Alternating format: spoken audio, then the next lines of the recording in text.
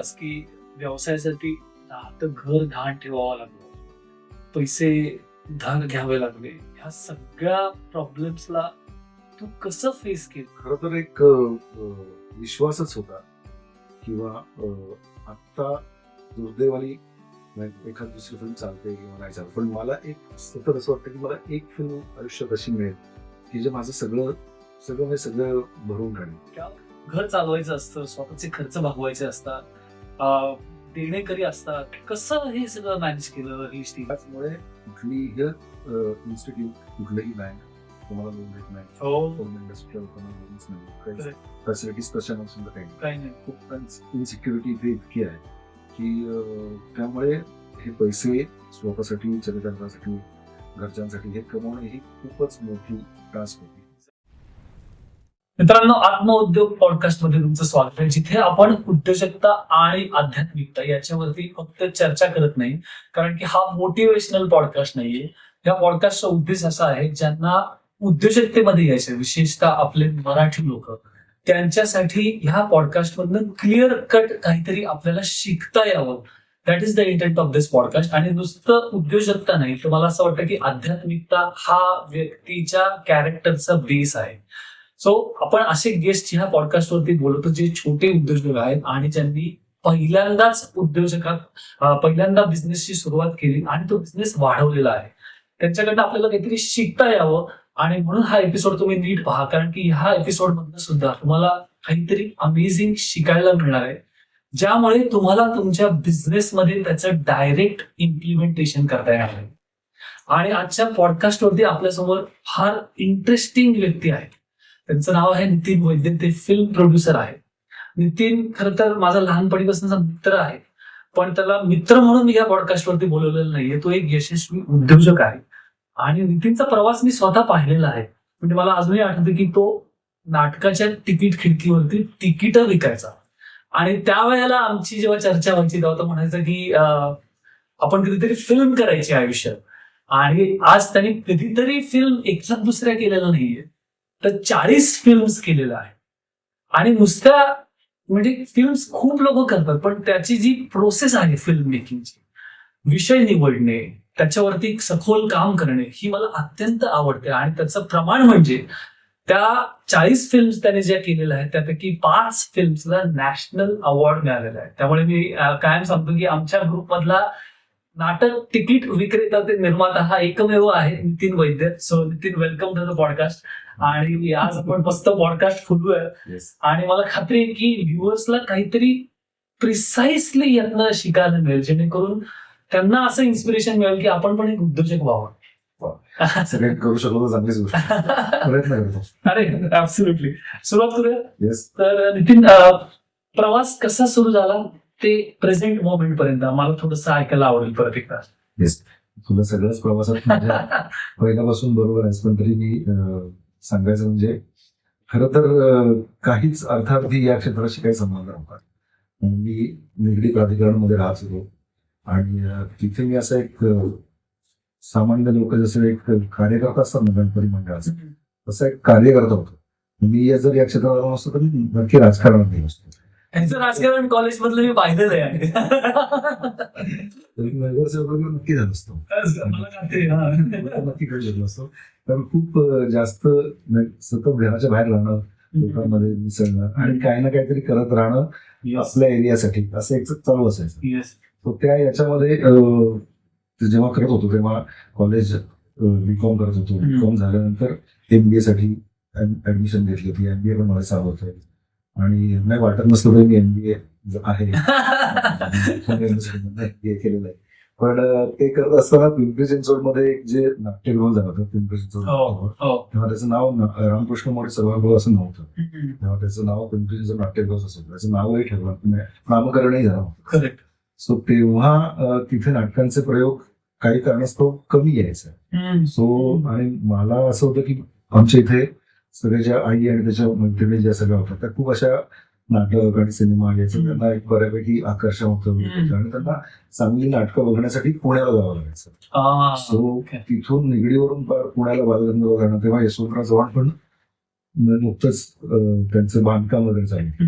So अशा पद्धतीने त्यांना ते सगळ्या लोकांना पुण्याला जाणं आणि नाटक बघायला हे जमायचं नाही. त्यामुळे असं खूप त्यांच्याकडनं असं आईच्या मतेकडनं असं एक सारखं असं होतं की आपण इथे नाटक बघता येईल यासाठी काहीतरी करणं नसतं. इथे टाइमपास करतोच, मंडळांमध्ये जातोच आणि खेळत असतोच. तर त्यापेक्षा जरा काहीतरी करता आलं तर बघ. आणि तिथे एक असा ग्रुप तयार केला की ज्यांचे 100-150 महिलांचा किंवा फॅमिलीचा की जे रेग्युलरली तिकीट जर त्यांनी घेतली तर मी नाटक इथे आणू शकेन. मग प्रयत्न केला की जाऊन निर्मात्यांना भेटावं. पुण्यामध्ये जर तुम्ही नाटकाचा प्रयोग करता किंवा जोडून एक आपण पिंपरी चिंचवडला पण करूया. मग तसं झालं तुम्हालाही अजून एक असं प्रयोगाचा तुम्हाला परवडेल आणि मलाही परवडेल. असं करत नाटकांचे स्वस्त नाट्य योजना वगैरे जे काही असतात त्याच्या अंतर्गत चालू होते. जेव्हा मी तिकीट वगैरे करायचं. सो तसं चालू केल्यानंतर लक्षात आलं की अरे हे जमतंय आपल्याला, म्हणजे याच्याकडून मजा येते आणि हे लोकांशी कनेक्ट होणं हे जे आपल्याला आवडतं त्याच्याबरोबर प्रयत्न पैसे मिळू शकतात. पण ते करताना एमबीए करत असल्यामुळे असं हे करावं प्रोफेशनली पूर्ण वेळ का मी मिडल क्लास फॅमिलीवरून आल्यामुळे जी काही आपल्याला काही पैशांची काही फार अशी मुभा नव्हती की आपण पाहिजे ते मला येईल ते करू, नोकरी करावं काय करू या मनस्थितीत होतो. आणि ते करत असताना मी छोटे छोटे काही इव्हेंट्स करायला लागलो, छोटे छोटे कॉन्सर्ट्स करायला लागलो, असं एक करत होतो. मग तेव्हा असं एक फॅड फार आलं होतं की व्हिडिओ म्युझिक अल्बम्स फार, म्युझिक अल्बम्सचं शूटिंग करून देणं, फाउंटन म्युझिक कंपनी मग त्याचं काहीतरी प्रमोशन करून दिलं, सगळं करायचं. हे करत असताना माझा भाऊ आहे उमेश कुलकर्णी, सख्खा मामे भाऊ आहे तो, आणि एकाच वयाचे तुला माहितीच आहे आम्ही सगळे एकत्रच. तो FTI मधून दिग्दर्शनाचा डिप्लोमा केला. सो ते करत असताना त्यांनी एक फिल्म लिहिली होती आणि त्यांनी आणि गिरीश कुलकर्णीला वळू नावाची. तेव्हा मी बँकेत नोकरी करत होतो, करत होतो. आणि उमेशला आधी त्याच्या शॉर्ट फिल्म साठी नॅशनल अवॉर्ड मिळाली होती, गिरणी शॉर्ट फिल्म खूप गाजली होती, सुवर्ण. उमेश आता सिनेमा करणार आणि तो आता मला म्हणलं की आता आयुष्यभर मला सिनेमे करायचे, मला माहिती तुला नोकरी करायची नाहीये, तू नोकरी सोड आणि आपण एकदा एक सिनेमा करायचा वर. असं करून मी काही विचार न करता नोकरी सोडली आणि तिथे येऊन उमेशला जॉईन झालो. उमेश असेल तर मग पूर्णपणे पाठिंबा आहे, कारण उमेश आमचं तिथलं सगळ्यातला ग्रुप आहे. तो असेल तर माझं काहीतरी भलं होईल अशा अर्थाने घ्यायचा पण विरोध केला नाही. आणि मग मी नोकरी सोडून आलो आणि मग वळू घडताना खूप अडचण इतिहासच आहे. ऍब्सोल्युटली. मला तेच विचारत होतं पुढचा प्रश्न की असं तरी आयडियल मोमेंट येते का लाईफ मध्ये की बस आता एक क्षण आलेला आहे, आता मी ऑन्ट्रप्रिनर होणार, असं काही घडतं का? खूप नॅचरली ती इव्हॉल्व्ह होते ती प्रोसेस. काय तुझ्या बाबतीत काय घडलं? नाही, मला खरं तर असं तेवढं रिअलायझेशन झालं नाही आणि अजूनही होते की मला माहित नाही. पण ते मी करता करता फक्त असं हे होतं की जसं म्हटलं की अरे हे आपल्याला जमतंय, याच्यातून काही 4 पैसे मिळू शकतात, आपण काही लोकांशी बऱ्यापैकी कम्युनिकेट करून हा बिझनेस म्हणून याच्यातून आपलं चरितार्थ सांभाळू शकतो, असा एक कॉन्फिडन्स यायला लागला. तेव्हा असं वाटायला की आपण हे व्यवसाय म्हणून स्वीकारायला काही हरकत नाही. सो तोपर्यंत मी जरा घाबरत होतो, कारण सगळीच आपल्यावरच जबाबदारी असते सगळ्यांची, पासून ते आपली सगळी फॅमिली. सो तो कॉन्फिडन्स येण्यासाठी म्हणून थोडासा एक स्वतःला चाचपडत वेळ लागला. पण ती एक अशी ठराविक वेळ असं नाही सांगता येणार मला की या वेळेला मला असं कळलं की एका कामातून कामं जेव्हा आपल्याला मिळायला लागतात, बघितलाय कोणतरी आणि त्याच्यातून असं वाटतं की हा माझा पण दुसरा सिनेमा मिहीर जो अमिताभ बच्चन साहेबांनी प्रोड्यूस केला, तो पण करायची संधी मिळाली. आता असं झालं की मग आता हे जमतंय, आता मग आपण एक व्यावसायिक म्हणून याच्यामध्ये पुढे प्रयत्न करायला हरकत नाही. कारण आता नोकरी आणि हा सगळं टिपिकल जो काय सेफ झोन जो असतो तो सोडून आपण ह्या व्यवसायात यायला हरकत नाही असं एक हवं वाटलं. कारण लोकांनी खरं तर कामातून कामं द्यायला सुरुवात केल्यामुळे तो एक विश्वास निर्माण झाला. एक्झॅक्टली. पण मित्रांनो, मला तुम्हाला हेच सांगायचंय की यांनी फार इंटरेस्टिंग गोष्ट सांगितली की मला काय जमतंय इथे मी सुरुवात केली. आता बऱ्याचशा वेळेला लोक आपल्याकडे येतात, मी काय करू, मला व्यवसाय करायचा, कळत नाही काय करू, कळत नाही हे म्हणत बसण्यापेक्षा मला असं वाटतं थोडासा विचार केला पाहिजे की आपल्याला काय जमतंय ते किती स्केलवर जमतंय, पुढे 10 वर्षांनी जमेल का नाही, आत्ता मला जमवायचं असेल तर मग मी काय करू, हे सगळं करत बसण्यापेक्षा मला असं वाटतं की मला जास्त भीती निर्माण व्हायला लागते त्यामुळे. आणि म्हणून नितीन जसं म्हणाला की तो सुद्धा मिडल क्लास बॅकग्राऊंड मधून आलेला आहे, वडिलांनी नोकरी केलेली आहे, घरात बिझनेस बॅकग्राऊंड कोणाचंही नाही, प्रायोगिक तत्वावरती गोष्टी करून बघितल्या आणि त्या गोष्टी सापडत गेल्या. आणि this is exactly what I want to say, की कधी कधी आपल्याला एक्सप्लोअर करत जावं लागतं आणि मग त्यातनं काही गोष्टी सापडतील, काही सापडणार नाहीत. पण म्हणून फेन्स वरती बसून राहण्यात काही पॉइंट नाही.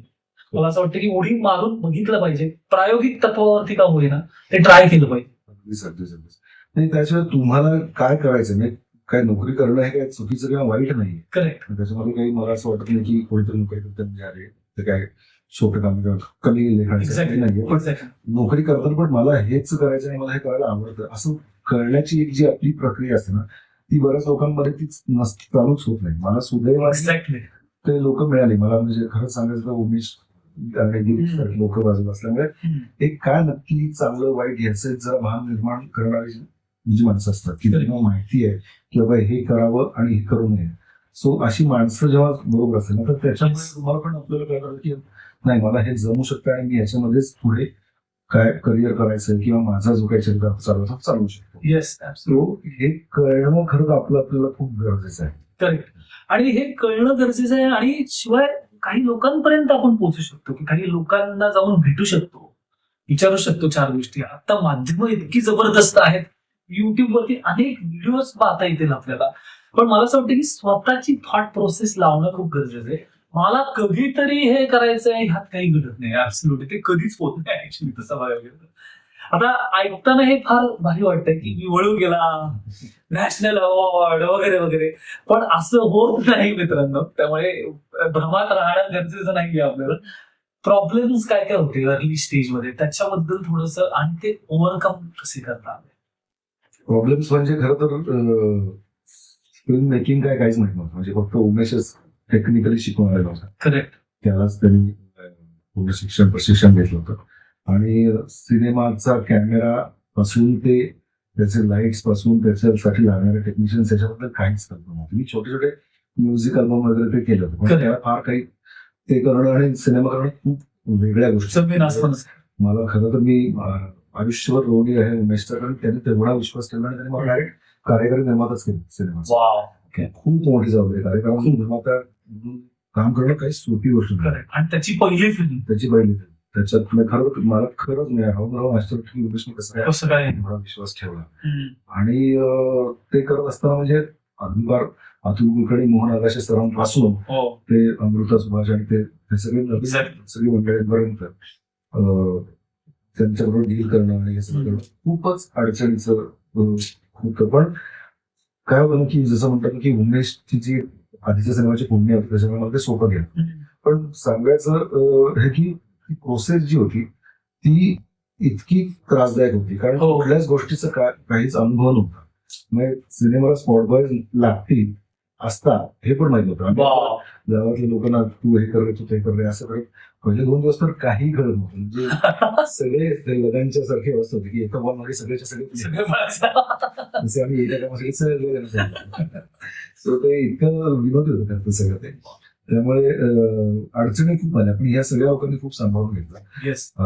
त्यांनी शिकवलं अगदी भारतीय टेक्निकल म्हणजे काय करायचं असतं, कशा पद्धतीने शिकवायचं असतं. कारण मला बसून अजूनही माझ्याकडे लिहिलेलं त्यांनी हातात लिहिलं की सिनेमा करताना ही पहिली गोष्ट करताना ह्या गोष्टी तर त्यांनी त्या मला लिहून पार अगदी सुतळी पण किती तुला लागेल, किती लागतील, सतरंजा खुर्च्या बसून तुला काय काय गोष्टी लागू आणि कलाकारांसाठी काय तुला करावं ते सगळं मला असं लिहून दिलं. म्हणजे असं काय काय छोट्या प्रशिक्षण खूप अडचण आहे. आणि स्पेशली आम्ही निवडला पहिला सिनेमा म्हणजे तो निवडला म्हणजे उमेशनी जो निवडला तो. आणि प्राण्यांबरोबर शूटिंग करणं म्हणजे हे जगातली अवघड गोष्ट, प्राणी आणि लांब. सो पहिल्याच सिनेमामध्ये वळू आणि हे सगळं करणं हे इतकं भयंकर होतं. पण अडचणी तर अजूनही अडचणी आहेतच. पण मला असं होतं की माहिती नव्हतं म्हणूनच कदाचित त्यांच्याकडे झालं.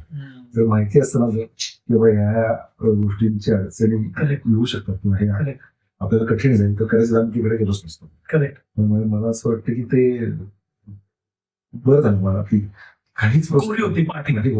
Absolutely. त्याच्यावर काहीतरी लिहितात.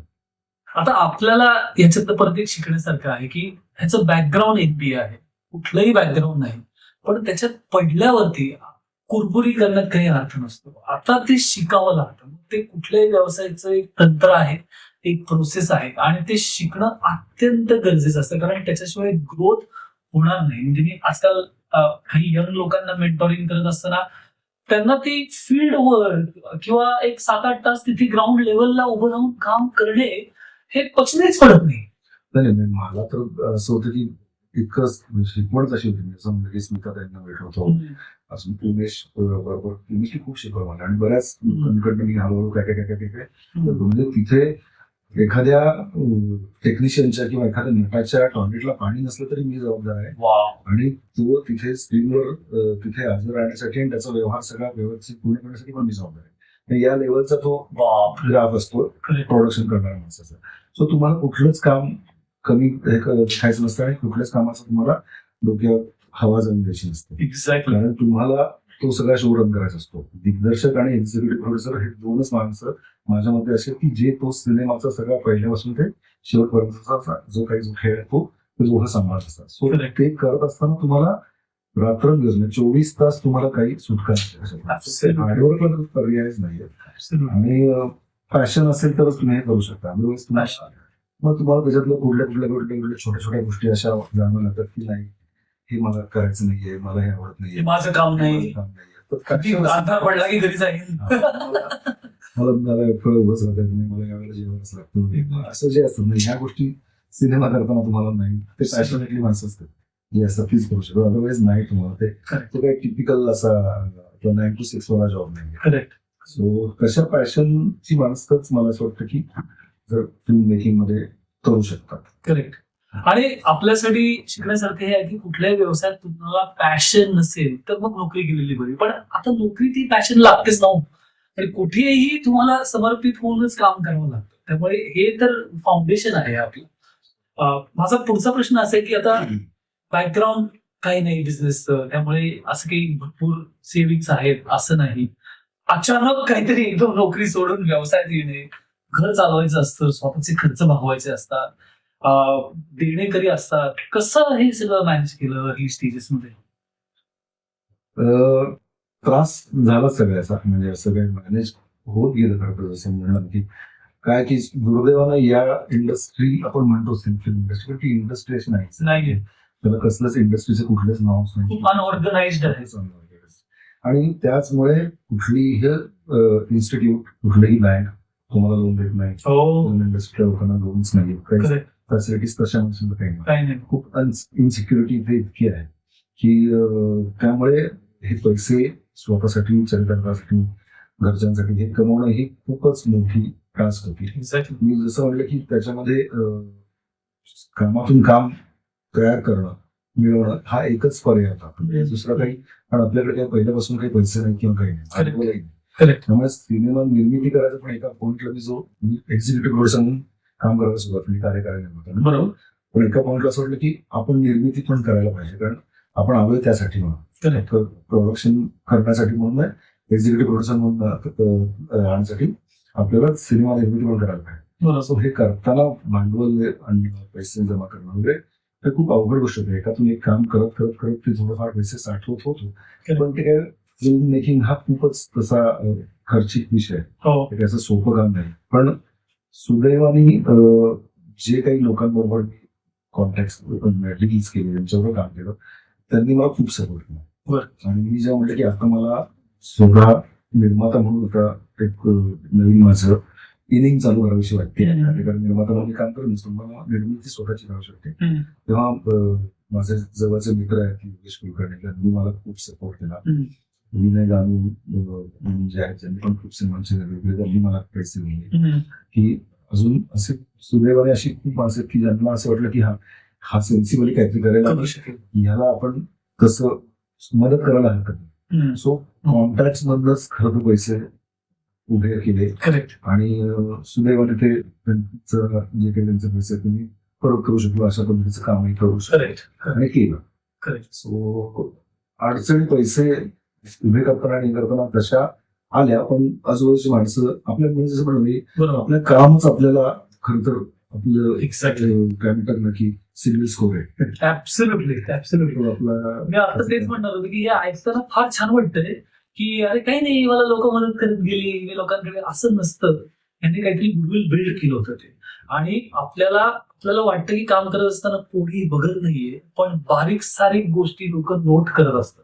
म्हणजे ऍज सिम्पल ऍज की किती वाजता हा माणूस आला, आज सांगितलेल्या वेळेला आला का नाही, आणि काय काम केलं, कुठल्या पद्धतीने केलं, वागणूक काय होती, हे सगळं लोक रजिस्टर करत असतात. म्हणून मी आमचं थिएटरमधलं एक वाक्य म्हणतो की when we are in entrepreneurship, एक लक्षात ठेवलं पाहिजे, we are always on stage. प्रत्येक वेळी लोक आपल्याला वॉच करतात. सीसीटीव्ही तुमच्यावर आहे. सीसीटीव्ही तुमच्यावरती आहे आणि तुमचं कॅरेक्टर बिल्ड होत असतं. आणि म्हणून मग तू जसं म्हणाल तसं लोक मागे उभे राहतात, कारण त्यांनी आपल्याला पाहिलेलं असतं आणि कन्सिस्टंटली काम करताना पाहिलेलं असतं. त्यामुळे सांगताना ऐकताना फार सोपं वाटतंय, पण तितकं तू ते बिल्ड केलं होतंस. हा अर्थातच, कारण त्यांनी ते काम बघितलं, त्यांचा विश्वास त्याच्यावर बसला. लोक आपल्याला तो म्हणत असं खूप सायलेंटली ऑब्झर्व करत असतात आणि सेन्सिबल लोक आहेत. येस, त्यांना ते ऍब्सोल्युटली. खरंच वाटतं की बाबा अशा पद्धतीने कोणतरी जर काम असेल तर आपण तेव्हा करायचं बेटा, आपण उचलू शकतो. अशी कसं आहे, असे आहे. शिवाय आपल्याला ओळखता आली पाहिजे आणि निर्णय आली पाहिजे तेवढा फक्त भाग घेतला. कारण होतं म्हणजे जर असेल होत. आणि माझे खूपच आहे इतकी स्ट्रॉंग विल पॉवर होती माझी, मला ती फिल्म प्रोड्यूस करायचीच होती. So त्यासाठी म्हणून मग मी ते हर तऱ्हेचे प्रयत्न केले असते, पण तेवढं मला करावं लागलं नाही. आणि माणसांना मी जे काही माझ्या जवळच्या 2-3 माणसांना असे शब्द टाकून त्यांनी तो खाली पडू दिला नाही आणि मला मदत केली. फॅन्टॅस्टिक. आता माझ्यासाठी हा एक इंटरेस्टिंग पॉइंट आहे, विल पॉवर हे जे तू म्हणालास. आता लोक मॅनिफेस्टेशन हे सगळं जे काही चाललेलं आहे त्याच्याही पेक्षा मला असं वाटतं विल पॉवर, आणि त्या विल पॉवरलाच आपल्या मराठीमध्ये सुंदर शब्द आहे संकल्प. माझा संकल्पच होता की मला प्रोड्युसर व्हायचंय, आणि तो जर का डोक्यात असेल, आपल्याला कुठे जायचंय आणि त्या दृष्टीने काम करत राहणे, हे अतिशय महत्वाचं आहे. आणि मला आठवतंय आम्ही जेव्हा नाटकांच्या वेळेला भेटायचं तेव्हा संकल्पाबद्दलच नितीन बोलायचं की आपण एक दिवशी फिल्म प्रोड्यूस करायची. पण त्याला तो जो जेस्टेशन पिरियड आपण म्हणतो की तिकीट विकणे, ते स्वतःची फिल्म प्रोड्यूस करणे, हे कशामुळे शक्य होतं, तर तो संकल्प मला वाटतं, आणि ती विल पॉवर जी आपल्याला फार गरजेचं आहे. So again result are not going to come in one day, पण मला असं वाटतं की ह्या जर्नीमध्येच मजा आहे. ऍब्सोल्युटली. नंतर ते आता मला इंटरव्ह्यूला बसला काय बोललोच काय असतो. एक्झॅक्टली. पुढचा प्रश्न म्हणजे आता पहिली फिल्म तर ठीक आहे, उमेश होता किंवा सपोर्ट होता त्याचा, तो तुमचा गुरुभाऊ आहे, त्यामुळे तुझ्यावरती फॅमिलीने विश्वास टाकला असेल. पण नंतर उमेश नव्हता ना, 40 फिल्म. तर मग तेव्हा फॅमिलीला कन्व्हिन्स कसं केलं, कारण की आपल्या इथे मराठी आपण उद्योगधंदा काही करायचा म्हटलं की नकारात्मक जो सूर लागलेला असतो ते काही मुद्दाम करत नाहीत घरचे, त्यांना काळजी असते म्हणून. पण मग कन्व्हिन्स कसं केलंस, काही केलंस का विशेष? खरं तर मला कन्व्हिन्स करायची तशी गरज पडली नाही. बरं. कारण माझ्या घरनं तसा अपूज असं नव्हतं, म्हणजे त्यांनी ते कन्सर्न होतं. Concern, exactly. काळजी असायची की कोणालाही अच्छा. Yes. मुलावरती असणार. पण त्यांनी मला असं कधीच की हे करू नको, हे कर, असंच कर, असं काही. मलाच आतून वाटायचं की मी नोकरी करायला पाहिजे. कारण मी नोकरी असते केल्यानं पूर्ण वेळ पहिल्यापासून ते गेलं असतं तरी मी ते करू शकलो असं. पण जसं म्हणलं की आपल्याला सगळं आपल्याला खर्च आपले जे मागवायचे असतात त्यासाठी म्हणून ते करावं लागतं. पण माझे बाबा देव माणूस अतिशय गोड माणूस, त्यांनी मला आतापर्यंत कधीच कुठल्याच बाबतीत कुठलीच तक्रार केली नाही, कधी ओरडले नाही. म्हणजे एवढा तू दामण असून सुद्धा म्हणजे असं मी उमेश गुरबार मी त्यांनी मला कधीच नाही, त्यांचं काय जीव आहे मला कळत नाही, पण ही देण खरं तर गॉड गिफ्ट.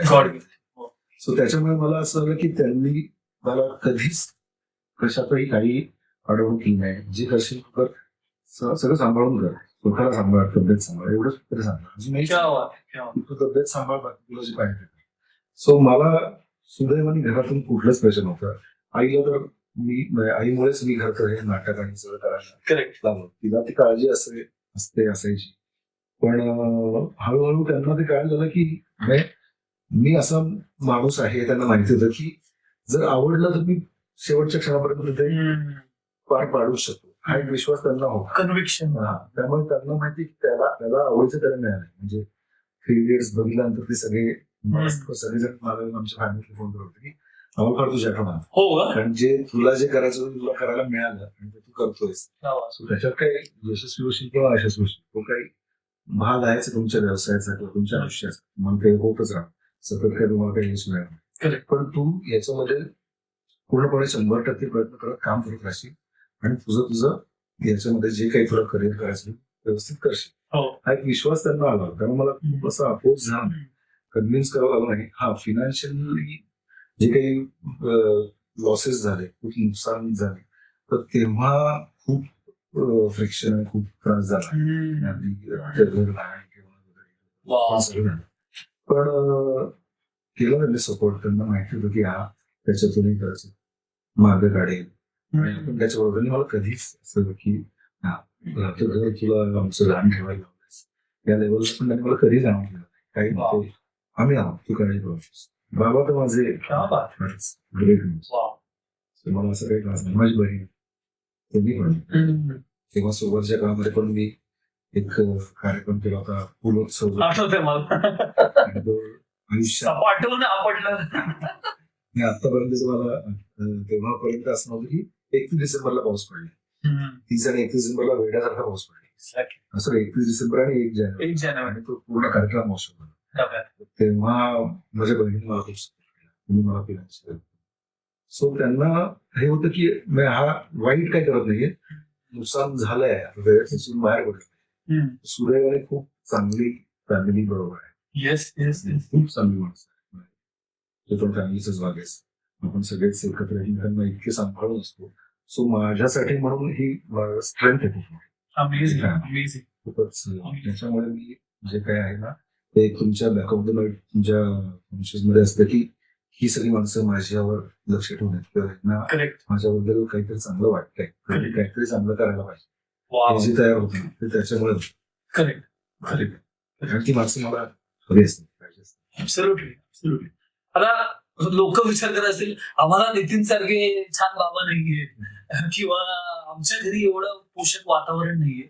पण हा एक खूप महत्वाची गोष्ट त्याच्यात तू सांगून गेलास की घरच्यांना माझं कन्व्हिक्शन दिसलं आणि मित्रांनो मला असं वाटतं की आपण कन्व्हिन्स करत बसण्यापेक्षा समोरच्याला आपल्याला ते दिसतंय का हे खूप महत्वाचं आहे. अरे प्रूफ केलं होतं मी काही आधीचं काम करून Exactly. त्यामुळे त्यांना असं वाटतं Otherwise नुसतं बोलत बसून त्यांना काही एक्झॅक्टली. कारण घरी बघायचं ना किंवा मी सुद्धा मित्र म्हणून याला पाहिलेलं ना की हा एक शूट मला आठवतंय हा 3 तास झोपायचा माणूस आणि हा 40 दिवस शूट करू तर दिसतं ना घरच्यांना की चेहरा सुरकुतलेला आहे, झोप झालेला नाहीये, आज आत्ता आलाय घरी आवरून लगेच कुठेतरी दौऱ्यावरती चाललेला आहे.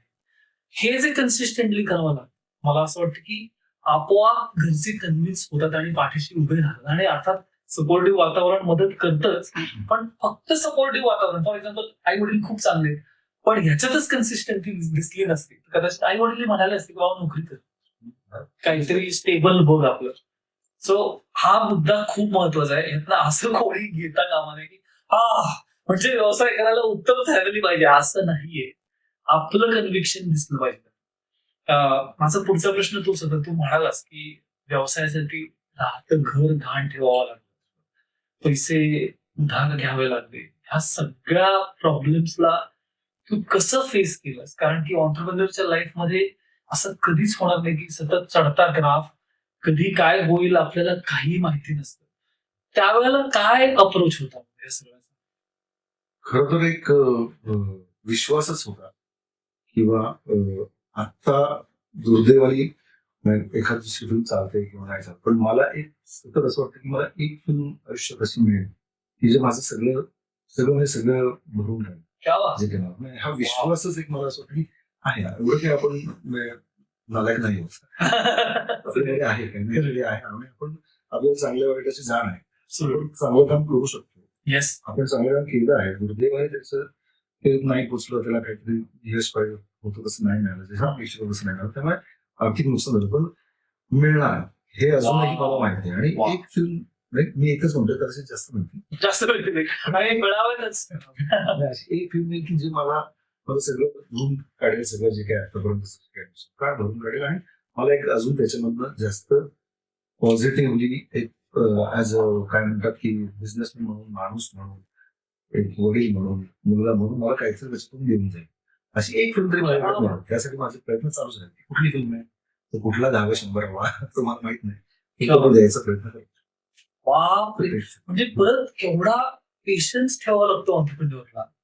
आणि तो पेशन्स म्हणजे काय काय प्रॉब्लेम्स येऊ शकतात की जसं एक फार अवघड आहे की ज्या घरात मी राहतोय तिथे मॉर्गेज केलेलं आहे, पण ते इंटरनल कन्व्हिक्शननी परत पुढे चालत राहणे.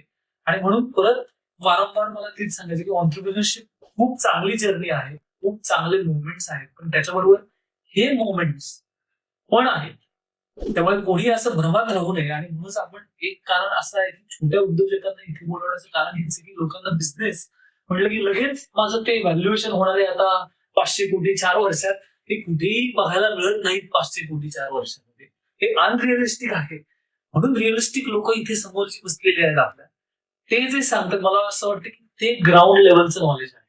आणि त्याच्यामध्ये सगळ्यात महत्वाचं की नाही, अविचारी कुठली गोष्ट करायची नाही. एक्झॅक्टली. कुठलाही म्हणजे आपण घर लहान ठेवलं आहे आणि तरी हा सिनेमा प्रोड्यूस करतोय तरी याच्यामध्ये अजून इकडनं पैसे वागतोय, तर असं न करता असं न करता त्याची कॅल्क्युलेटिव्ह रिस्क तर घ्यावीच लागते. ही घेत की मला माहिती आहे की माझ्यावर काही जीव अवलंबून आहे. येस. ह्याची जी जाणीव असते ना, म्हणजे जे आपले सिस्टीम खरं तर आपली की इंडियन कल्चर जे आहे ते इतकं छान आहे ना यासाठी की माझी माणसं माझ्यावर अवलंबून अवलंबून. असतात. त्याच्यासाठी मला करायचं म्हणून मग मी कुठल्या प्रकारे अविचारी कुठला निर्णय घेणार, फॅन्टॅस्टिक. कॅल्क्युलेटिव्ह गोष्टी करायची. मला ही गोष्ट करून माझं नुकसान करायची एवढं होईल, पण तरी मी बाकी माझा जो काही सेटअप आहे, माझं जे काही रोजचं जगणं आहे, माझं त्यांची मेंटल हेल्थ, त्यांची physical health ला मी अफेक्ट करतोय का, तसं करणं असेल तर मी ती गोष्ट करतो.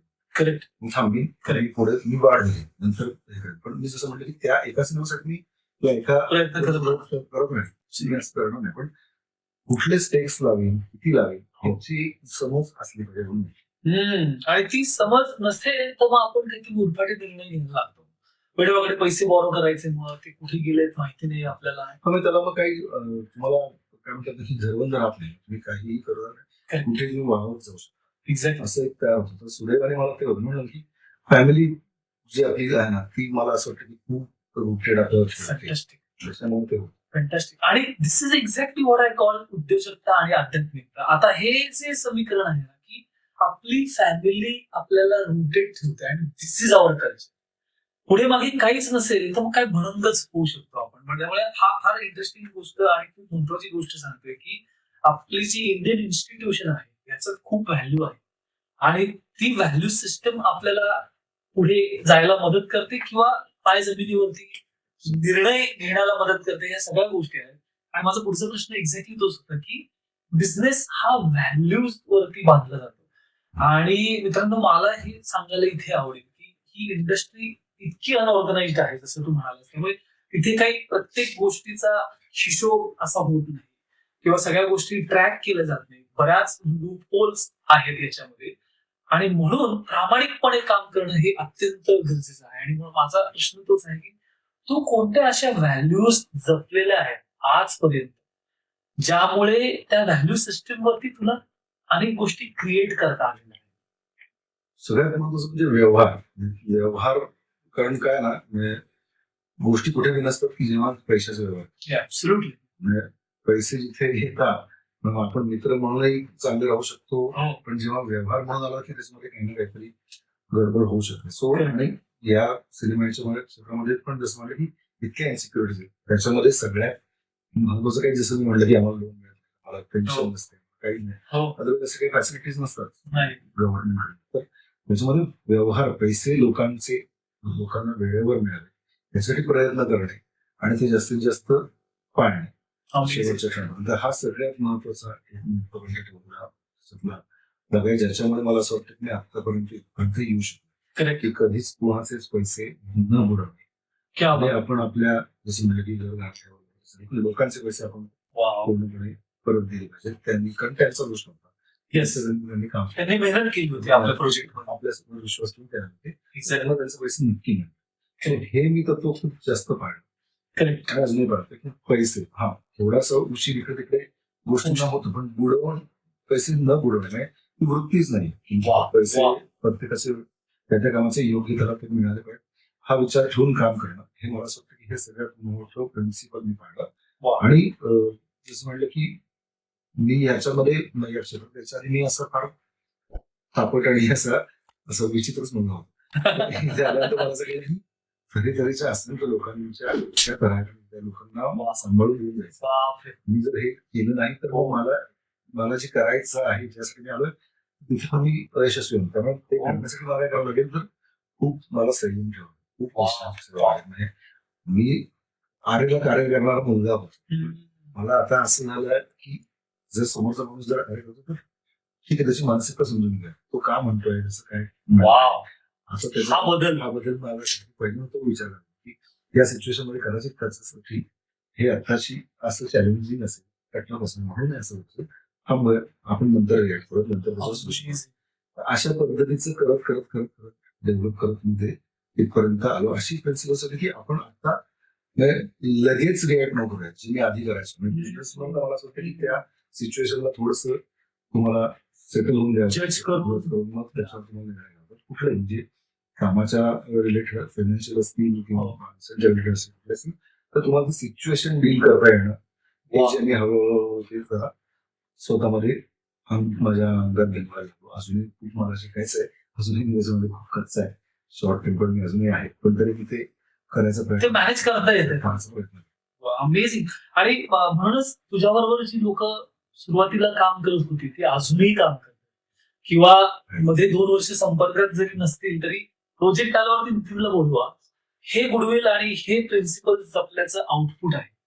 आणि मला परत एकदा हा मुद्दा की व्यवसाय करताना आपण अनेक ठिकाणी या चर्चा ऐकतो कशाला द्यायचे समोरचे पैसे लवकर थोडं उशिराने देऊया हे जे काही लोक करतात आणि हे एक्झॅक्टली ऑपोजिट आहे. आणि पण ह्याने हा शांत आहे आज किंवा गुडविल मार्केटमध्ये आहे कोणाचेही पैसे ठेवलेले नाहीत. आणि मला इथे वाटतं की आपला जो मिडल क्लास विचार आहे ना दरवेळेला आपण म्हणतो त्याला आपली मिडल क्लास मेंटॅलिटी पण ती उपयोगी पडते कधी कधी की दारात कोणी उभं नको आपल्या. आणि मी बऱ्याच बिझनेसमॅन लोकांबरोबर बोललेलो आहे जे अशा व्हॅल्यूजने बिझनेस करतात. देणं पहिलं देऊन टाका उरलेलं तुम्ही खा. आणि I just love what you sed. हे फॅन्टॅस्टिक प्रिन्सिपल आहे आणि हे लक्षात ठेवलं पाहिजे. कारण की आणखी एक महत्वाची गोष्ट तू म्हणालास की माझे वेंडर्स माझ्यावरती विश्वास ठेवून आलेले आणि माझ्यावरती विश्वास ठेवून आलेल्या माणसाचे पैसे मी ठेवू शकत नाही. मला ते शक्यच नाही. आपण हा तत्वातच बसत नाही तत्वातच बसत पद्धतीने Exactly. कोणाशीच वागू शकत नाही. सो दुसऱ्याने जर माझ्यासाठी काम केलं तर मी पहिल्यांदा त्याला त्याचं जे काही दिलंच पाहिजे. हे मी पाळत आलो आणि सुदैवाने ते आतापर्यंत ती माणसं वर्षानुवर्ष माझ्यावर काम करतात. क्या बात, क्या बात. आता तर असं आहे की त्यांना मला पैसे सांगायचे तुला सांगायची गरज पडत नाही. मला त्यांना सांगायची गरज पडत नाही कधी देतोय ते इतकं कामावर गेले इतके लोक जोडले गेले क्या की बात. एक फोन केला की आहेत पाठीमागे fantastic fantastic. And this is again परत एकदा मी उद्योजकता आणि आध्यात्मिकता का म्हणत असतो. आता हा काही आध्यात्मिकता आपण अशी मिळवत नाही ना मी आध्यात्मिक आहे असं नाही होत की जगण्यात दिसते आध्यात्मिक तत्वांमध्ये दिसते आपल्या ऍक्शन्स मध्ये दिसते. आणि दॅट इज वाय मला असं वाटतं की इंग्रजीमध्ये म्हणा प्रिन्सिपल सेंटर्ड एंटरप्राइज. आणि जसं प्रिन्सिपल सेंटर्ड एंटरप्राइज आहे ती व्यक्ती अमेझिंग काम करणारच. प्रॉब्लेम्स येत राहतील ते तर येणारच आहे पण त्यातनंही आपण पुढे जाणार आहोत कारण लोक उभी राहतात. कारण लोक आपल्याकडे बघतात तेव्हा म्हणतात हा माणूस प्रिन्सिपल सेंटर्ड आहे आणि म्हणून त्याला आपण सपोर्ट करूया. फॅन्टॅस्टिक. माझा पुढचा प्रश्न असा आहे की ही इंडस्ट्री सोपी नाही. म्हणजे मित्रांनो मी ह्याच्या सेटवरती कधी कधी गेलेलो आहे. कधी कधी फिल्म सेटवरती जा 200 लोक एका वेळेला काम करत असतात आणि का गोंधळ आणि त्यात म्हणजे डिसऑर्गनाइज्ड वातावरणात ऑर्गनाइज्ड काम करणं इतक्या लोकांना मॅनेज करावं लागतं. वेंडर्स असतात ऍक्टर्स असतात सप्लायर्स तुमचे कॉन्ट्रॅक्टर्स. मला प्रश्न असा विचारायचा की ह्या सगळ्या लोकांना मॅनेज करण्याचं काय तंत्र आहे आणि कसं शिकावं एखाद्या नवीन उद्योजकाने. मी जसं म्हणलं की तंत्र असं म्हणजे असं वेगळं मला वाटत नाही. पण तुम्ही काय पद्धतीने लोकांशी डील करताय तर तुम्हाला 100 माणसं असेल किंवा 2 माणसं असेल तुम्ही कशा पद्धतीने त्यांच्याशी बोलताय. तो ऍक्टर असेल मोठा स्टार असेल आणि माझं स्पॉटर असेल स्पॉटवर म्हणजे मी तरी हे पाळलं की मी कोणाशी असं तो स्पॉटलाईट म्हणून विचारायची चिचोडेपणा नाही. अशा पद्धतीने मी कधीच करत नाही आणि मला स्वतःला ते आरडाओरड करत शिवेगाळ करत काम करणं वगैरे आवडत नाही. Amazing. त्यामुळे मी हे पाळतो की मी प्रत्येकाशी शांतपणे व्यवस्थित त्यांचा एक रिस्पेक्ट त्यांच्या कामाचा Yes. रिस्पेक्ट घेऊन मी डील करत असतो. तर ते मला असं वाटतं की मग ती 1000 माणसं जरी सेटअप असतील तरी मला त्या गोंधळाने काही प्रॉब्लेम होत नाही आणि Yes. आपोआप काम करतात. आणि Yes. आता मी जसं म्हटलं की ही सगळी लोक जी इतकी जसं म्हणजे कामातून काम मिळतं असं जसं होतं, तसं नवीन व्हेंडर जरी आला नसेल तरी त्याला माहिती असतं की मी बाकीचे 4 लोक ऑलरेडी त्यांना सांगितलं असतं की ह्या प्रोडक्शन हाऊसमध्ये काम करतोस तर ह्या पद्धतीने हे काम करतो. एक माझ्यासाठी सोपं होऊन जातं Correct. की या 100 लोकांना 200 लोकांना मला सांगावंच लागत नाही Wow. आणि त्या गोष्टी घडत जातात. हा सुरुवातीच्या काळामध्ये मला ते घडवायला आणि करायला वेळ लागला. त्यासाठी मला कारण प्रत्येकाशी बोलून एक इंटरॅक्शन करून Yes. रिलेशनशिप तयार करून मग हळूहळू त्यांना विश्वास वाटला की हा माणूस योग्य आहे. Correct. हा माणूस आपलं जे काही काम आहे त्याला जस्टिस देऊ शकतो. ते कारण टेक्निशियनचं काम पण खूप महत्वाचं हो असतं. हो. So त्यांना पण त्यांच्या कामाचा एक रिस्पेक्ट Respect. त्याच्याबद्दल त्याच्यातून मिळणारं आउटपुट हे आहे याच्याबद्दल मला वाटणारं त्यांच्याबद्दलचं काय कन्सर्न जे आहे Yes. तर ते त्यांच्यापर्यंत पोहोचले तरच नाही त्यांच्या कामासाठी मी त्याला काय फॅसिलिटेट करू शकतो कुठल्या गोष्टी मी त्याला व्यवस्थित देऊ शकतो Yes. ह्याचा पण मी विचार जर करत असेल not Fantastic. Only actors not only director पण Yes. मला टेक्निशियन बसून पण म्हणजे माझ्या स्पॉट वेळेला पण तो व्यवस्थित झोपतोय ना आणि जातोय ना Wow. हे पण जर मी बघत असेल Wow. तर मला असं वाटतं की मग ते माणसं तुम्हाला सांभाळणं खूप सोपं Correct. होईल. Correct. Correct. तर नाही Wow. Wow. ह्युमन मला असं वाटतं की Touch. खूप जास्त महत्त्वाचं. म्हणजे पर्सनल रिलेशनशिप शिवाय मला वाटत नाही की बिझनेस कुठला होऊ शकतो. खूप गरजेचं असतं. आणि हा आता आपल्यासाठी लिडरशिप लेसन आहे. So he is a leader, he is leading 200-300 people.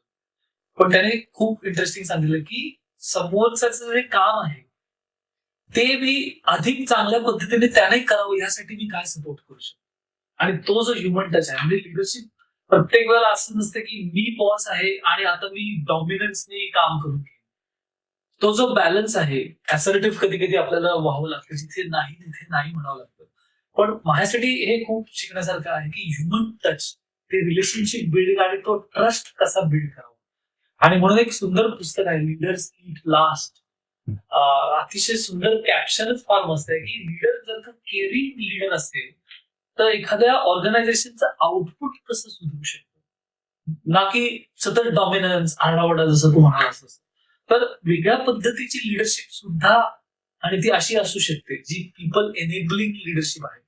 तर आपण अर्ली ऑन्टरप्रिन्युअर्सनी हे खूप शिकण्यासारखं आहे की तुम्ही बॉस आहात पण तुम्ही ते टायटल आहे तुम्हाला फक्त पण तुम्ही एनेबलर आहात. तुम्ही समोरच्याला एनेबल करताय का त्याचं काम योग्य पद्धतीने करण्यासाठी.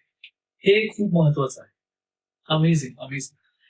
नितीन पुढचा प्रश्न असा आहे की स्वतःला सतत मोटिवेट ठेवण्यासाठी काय करावं लागतं ऑन्टरप्रिनरला कारण की प्रवास सोपा नसतो. तू काय करतोस किंवा आपल्या व्ह्युअर्सला काय सांगशील? मी खरं तर वेगवेगळं जे काही जगभरातलं काम केलं वा वा. आणि मला असं वाटतं की दुर्दैवाने मराठी इंडस्ट्रीला तेवढं फंडिंग मिळत नाही की आपण आपल्याला काही गोष्टी सांगाव्याशा वाटतात ते सांगता येत नाही कारण आपल्याकडे ती लिमिटेशन्स आहेत. दुर्दैवाने मराठी लोक तेवढा मराठी सिनेमा बघत नाही जेवढा साऊथची लोक त्यांचा सिनेमा बघतात. आपल्याकडे खूप आपला समाज जास्त सुशिक्षित असल्यामुळे जगभरातलं सगळं ते येतं, सगळं त्याला बघायचं असतं. फक्त मराठी नसतं साऊथची लोक फक्त साऊथची भाषा सो आपल्याला तो ऍडव्हान्टेज पण आणि डिसएडव्हान्टेज पण ते करत असताना मला असं वाटतं की कुठलं काम चाललं आहे काय चाललंय कुठल्याच लँग्वेजमध्ये कुठल्या पद्धतीच्या फिल्म्स त्या स्पॅनिश असतील फ्रेंच असतील जर्मन असतील कोरियन असतील हे सगळं पाहिलं या सगळ्या फिल्म मी बघायचा प्रयत्न करतो आणि त्यांनी स्वतःला मोटिवेट करायचा वा वा. म्हणजे यातलं 1% जरी आपण काहीतरी करू शकलो आपल्या इथे हो. कारण मला असं वाटतं की मी जे काम करतो प्रोड्युसर म्हणून किंवा प्रोडक्शनचं म्हणून ते फक्त वेळेवर शूटिंग कमी पैशामध्ये करणं नसून क्रिएटिव्हली पण ते Yes. करणं हे माझं काम आहे. क्रिएटिव्हली मला कळत असेल तर मी ते करू शकत नाही. येस. त्यामुळे मी क्रिएटिव्हली अजून काही याच्यामध्ये करू शकतो काय पद्धतीने अजून कॉन्टेंट जो आहे तो अजून जास्त कॉस्ट इफेक्टिव्ह येट त्याचा इम्पॅक्ट लूज होणार नाही हे करू शकतो. यासाठी माझे जे काही प्रयत्न असतात त्यासाठी मी स्वतःला मोटिवेट करण्यासाठी वाचन माझं आजकाल होत नाही. म्हणजे आधी पण खूप व्हायचं असं नाही, पण मला असं वाटतं की ते व्हायला पाहिजे आता. तर मी जास्त मोटिवेट पण मी इंटरनॅशनली आणि जे काही आपले पण इतर काय घडतंय ते बघायचं जास्त असतं Fantastic. आणि त्यातून शिकायचं. मागच्या आपल्या एपिसोडमध्ये आणखी एक गेस्ट होते, त्यांनी पण एक्झॅक्टली हेच सांगितलं होतं की तुम्हाला विचार तुमचा ब्रॉड व्हायला पाहिजे. मग त्याच्यासाठी तुझी पद्धत आहे की जगभरातल्या फिल्म्स पाहणे, काय घडतंय, वाचणं चांगलं साहित्य, जे बऱ्याचशा वेळेला आपल्याकडनं होत नाही. म्हणजे आपण जे म्हणतो ना रोजच्या जगण्याच्या रहाटगाड्यामध्ये कधी कधी ते ड्रॉप होतं, पण ते रिव्ह्यू केलं पाहिजे. काहीतरी चांगलं पाहायला पाहिजे, आपल्या इंडस्ट्रीशी रिलेटेड पाहिलं पाहिजे, वाचलं पाहिजे. आणि म्हणून परत ऑन्टरप्रिन्युअर म्हणजे सकाळी उठला, आपला बुकू करत गेला कामावरती, संध्याकाळी घरी आला असं नाही. आपल्याला एनहॅन्स करत जावं लागणार स्वतःला. आणि एआयच्या काळात जग इतकं बदलत आहे की आपल्याला पटापट काही गोष्टी शिकाव्या लागणार आहेत, ज्या आपल्याला आपल्या व्यवसायासाठी एनेबल करत राहतील. आणि तो दृष्टिकोन, बिंग अ लर्नर ऑलवेज, हा माइंडसेट असणं खूप गरजेचं आहे असं वाटतं. Yes. So, fantastic. पुढचा प्रश्न माझा असा आहे की सक्सेस प्रत्येकाची व्याख्या वेगळी असते. तर माझा प्रश्न असा होता की सुरुवात जेव्हा केलीस तेव्हा सक्सेसची व्याख्या आणि आता 40 फिल्म्स केल्यानंतर सक्सेसची व्याख्या, याच्यात काही फरक पडलाय का ते कन्सिस्टंट आहे? कन्सिस्टंट आहे. म्हणजे Yeah. सुरुवात जेव्हा केली तेव्हा असं वाटत होतं की आपण काय केलं तर अर्थात मी जसं म्हटलं की उमेशला ते सगळं माहित होतं आणि तरी ती फिल्म फार नसली त्यामध्ये, पण ते फिल्म झाल्यानंतर त्याचा काय इम्पॅक्ट येतो खरंच लोकांना आवडते का, काय त्याचं काय व्यावसायिक त्याचं काय घेणं त्यानंतर समजतं. पण आपण केलेलं जे काय आहे ते लोकांना आवडतं. तर ते एकदा आवडलं आणि त्यांनी एक आपल्याला छान शिक्षा दिली की तो सक्सेस, एवढंच मला वाटलं. मग असे बाय प्रोडक्ट आहेत ते येतात, बाय प्रॉडक्ट ते येत राहतील, कधी कधी जातील. पण अजूनही तेच आहे की तशा पद्धतीचं एक अप्रिसिएशन मिळावं आणि तोच सक्सेस आहे, असं बाकी काही नाही. हे अवॉर्ड किंवा हे पैसे हे काही येत जात राहणार आहे. Correct. त्यांनी माझं मोजमाप होईल असं मला वाटत नाही. वाव. सो मी आपलं जे मला करावंसं वाटतं ते मला ज्यांच्यापर्यंत म्हणजे जो काही ऑडियन्स आहे हो. त्यांच्यापर्यंत पोहोचून त्यांनी जर मला त्याच्याबद्दल एक अप्रिशिएट केलं तर तो सक्सेस आहे. वा, क्या बात आहे.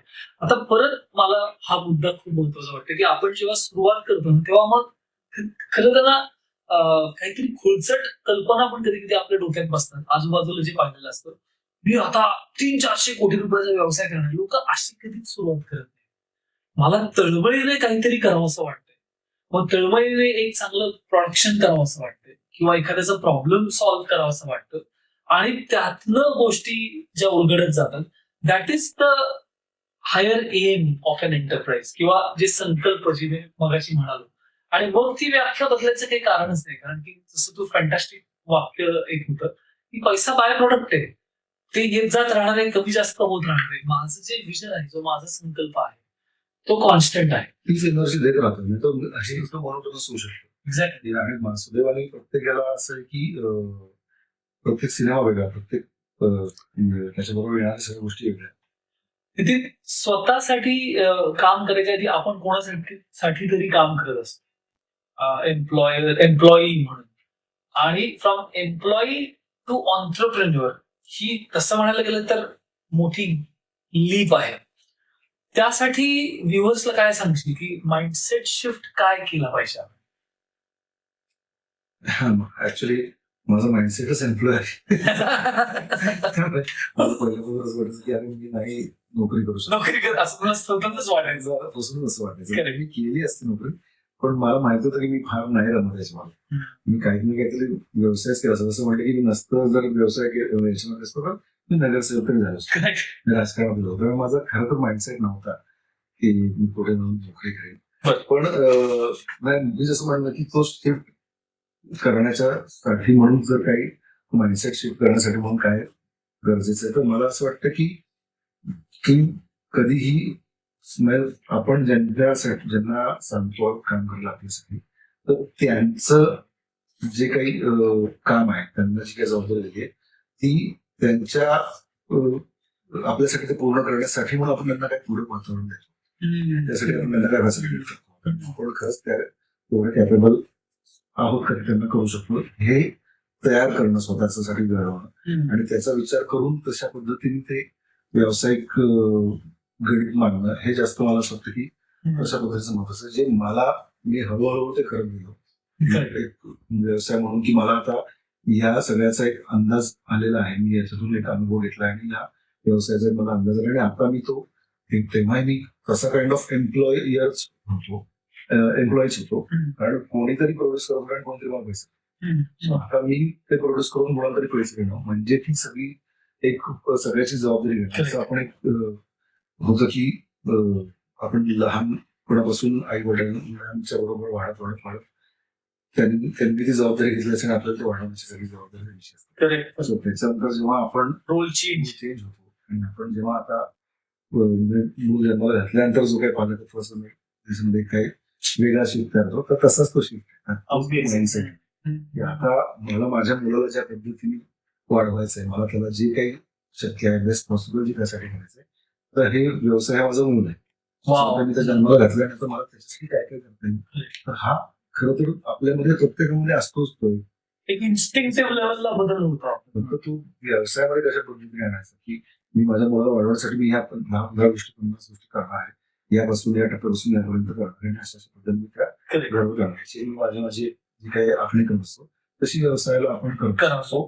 तो शिफ्ट फक्त मला असं वाटतं की personal life to professional life अशा पद्धतीने करून जर तो अचीव करू शकलो तर तो तेवढा शिफ्ट माझ्यासाठी दिला होता की मी अशा पद्धतीने माझ्या प्रोडक्शन हाऊसला अशा पद्धतीने मी ग्रो केलं असं वाटेल आणि अशा पद्धतीने जी माणसं माझ्याबरोबर असोसिएट होतील त्यांचा पहिल्यांदा विचार असं मला वाटतं.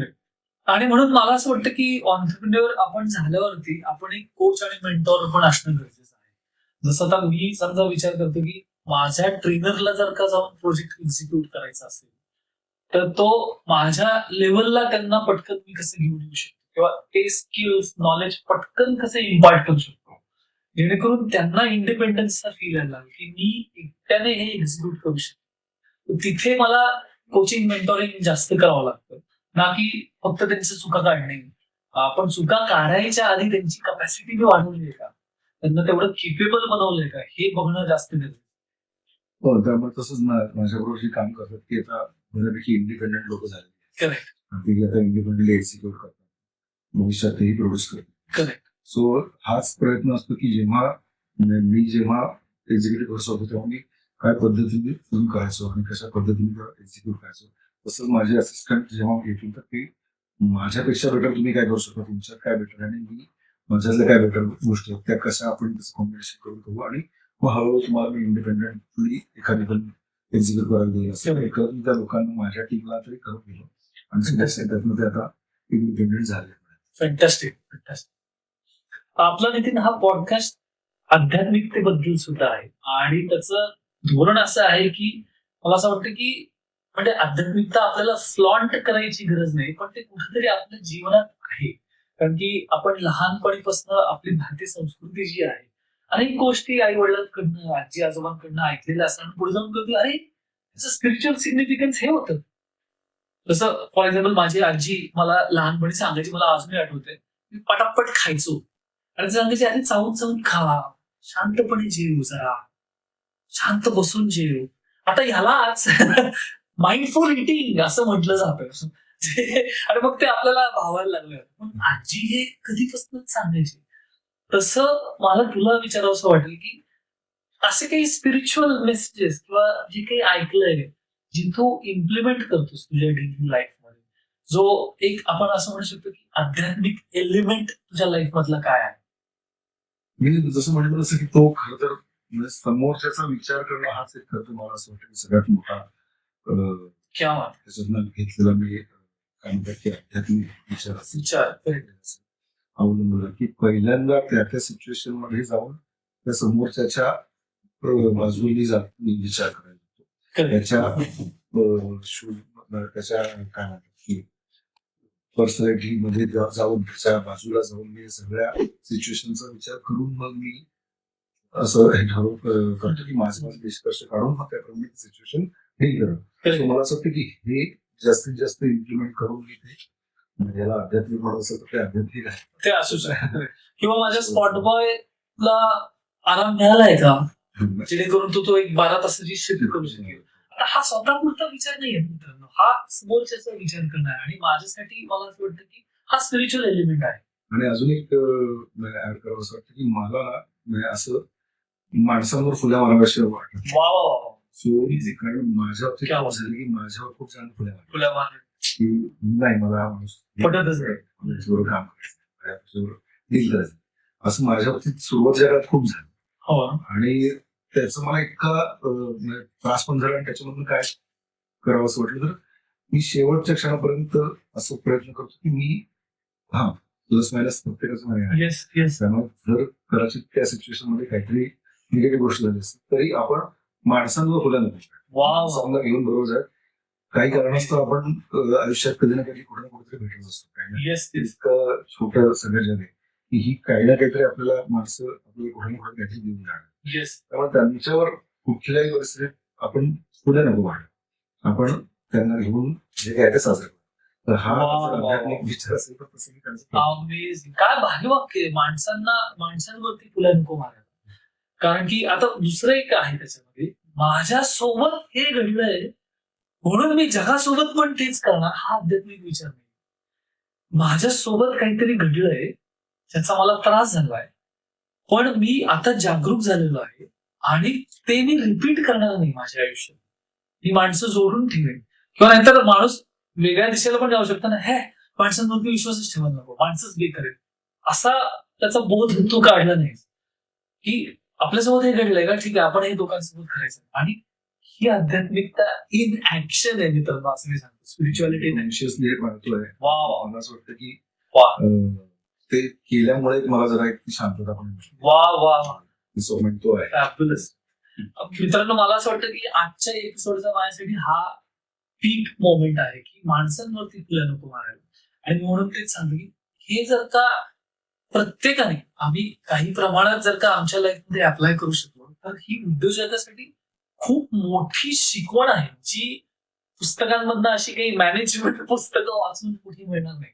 त्यामुळे thank you very much for this amazing statement आणि thank you for coming on to the podcast. माझ्या पण जुन्या आठवणी सगळा प्रवास अशा सगळ्या डोळ्यासमोर व्हायला लागल्या आणि खूप सुंदर काही काही गोष्टी मला स्वतःला कलेक्ट करता आल्या.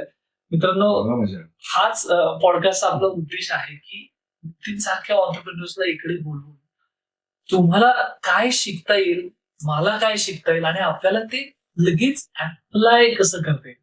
आता हा थॉट तरी आपण डोक्यात नक्कीच ठेवू शकतो की माणसांना खोडू नको, कारण माणसं कुठे ना कुठेतरी आपल्याला परत भेटणार आहे आणि माणसांशिवाय आपण काम करू शकत नाही. आणि शेवटचा मेसेज व्ह्युअर्ससाठी ज्यांना ऑन्टरप्रिन्युअर व्हायचंय किंवा आहेत आणि पुढे जायचं आहे. मेसेज देण्यावर मोठा माणूस नाही मी खरं तर. मी आपला अजून एक प्रयत्न करतो जागरूकच आहे. पण मला असं वाटतं की जे आवडतंय जे खरंच करावं असं वाटतंय सकाळी त्याच्यासाठी खूप तळमळीने उठावंसं वाटतंय वाव. आणि पूर्ण अख्खं आपल्या कुटुंबासाठी म्हणून जे करावं असं वाटतंय ते करत राहा आणि वा. पॅशनेटली करा. बाकी मला असं वाटतं की गोष्टी येत राहतील, येस. माणसं जोडली जातील, पैसे संपत्ती ते येईल मिळेल, पण खरं आतून जे करावं असं वाटतं ते करावं, ते करत राहावं आणि मजा घ्यावी. वाव. बस एवढंच. Fantastic fantastic. Thank you so much. खूप मजा आली आणि परत आपण कितीतरी एकदा आणखी एक एपिसोड करूया. आवडेल. थँक्यू. थँक्यू. वा मस्त.